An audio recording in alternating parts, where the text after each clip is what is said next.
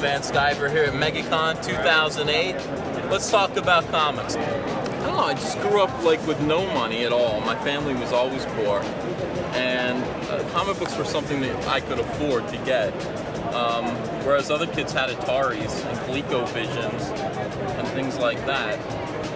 It wasn't too hard to scrape up 60 or 75 cents to get an issue of West Coast Avengers, and that's kind of where I fled from my fantasy life.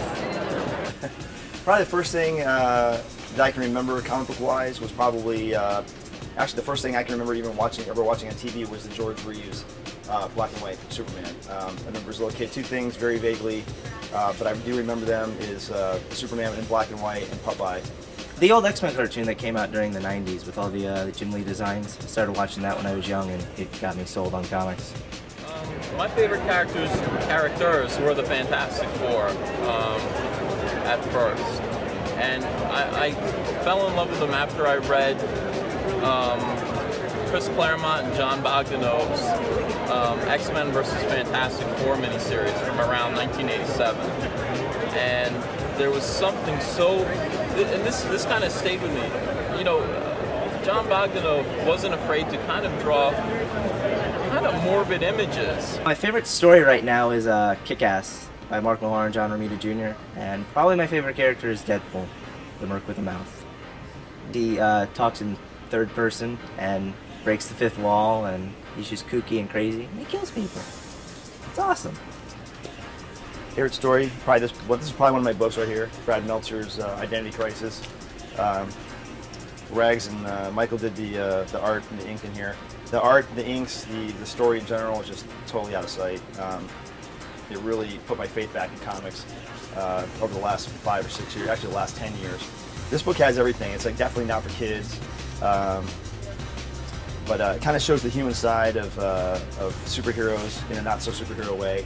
How they have to deal with loss and stuff, and losing a family member and stuff just like the rest of us do. So I thought this was a really good book. Favorite character right now would be the Green Lantern for me.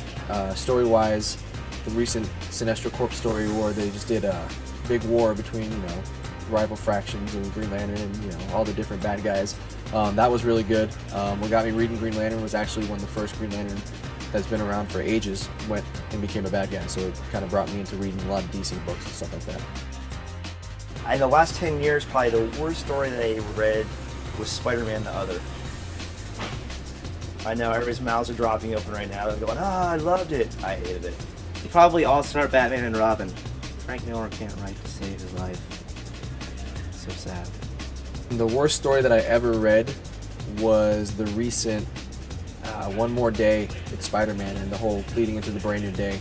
They kind of crapped on all their fans and basically said, you love Spider-Man and Mary Jane, and this is what you've been reading for and spending all your money for 30, 40 years, and basically that's just worth nothing now. And they kind of took it all and tossed it to the side, so that kind of stings a little bit, but Current storylines for Marvel, DC, across the board. Where do I see them heading? I think the speculation right now with DC, somebody probably already said this already, a lot of people think Batman is going to die here soon. There's Grant Morrison has a storyline in Batman coming out called R.I.P. Rest in Peace Batman. A lot of people think he's going to die. Some of the things in the previews that are coming out, and things are like, who will be the next Batman, blah, blah, blah, blah, blah. I don't know if it's just a bunch of hyper stuff, but pretty much killed everybody else, so hey, why not Batman? What else is going on with Marvel? The last year was the big event was Civil War, of course, which got national attention because won the name because we're in the middle of a war and everything. And this year, Secret Invasion of the Skrulls, I think is going to be just as good. I think story-wise should be better. I think that people are really stoked about it. But I'm actually looking forward to that storyline. The current story arcs for both Marvel and DC. I think for DC they got the Final Crisis going on. It's a big disaster that's been leading up for a while. So I think hopefully they can tie their universe a little bit together. And with the Marvel, they got the Secret Invasion, which is 3-4 years worth of tiny little things going on behind the scenes.